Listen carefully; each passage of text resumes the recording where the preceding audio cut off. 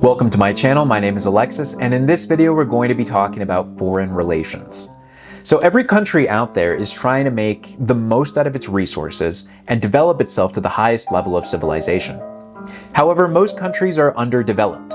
This is usually due to high levels of corruption, lack of respect for the rule of law, extreme poverty, and inefficient systems and institutions, further exacerbating the problems in the country. Moreover, targeting social issues and solving national problems is an extremely tedious thing to do. It requires cooperation amongst multiple sectors, the numerous workers in all those sectors, and lots of time.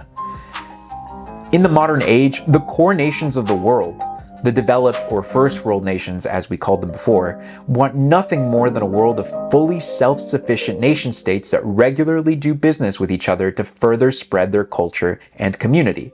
World peace in a nutshell. No core nation has ever made it on its own. Each has had incalculable aid from other nations or countries, be it through trade or diplomatic relations. Many people will preach that core nations have a moral responsibility to the semi-periphery and periphery nations. But it's not necessarily morality that's fundamental in their responsibility. Rather, it seems to be more like rationality. There's no way for us to achieve world peace when there are people in the poorest parts of the world at such a disadvantage. There's no way for other countries to achieve self-sufficiency or to straighten their course to instill a good order without aid from other countries that are better off and who have dealt with the problems they are facing.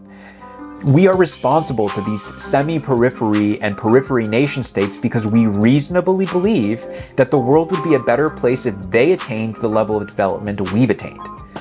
Furthermore, we belong to this world. Any country at odds with itself or others is a reflection of our own constitution and well-being. Should we want to reign supreme in this world, we will need the others to do the same for themselves. Trade and commerce should flow from country to country according to whatever resource they are most rich in. Immigration should be free worldwide, wars and conflicts should be put to an end, and corruption, disenfranchisement, inequity should be extinguished from wherever they exist. Obviously, this is the ideal and no one expects it to happen overnight, but the most important thing to keep in mind with foreign relations is that they are necessary.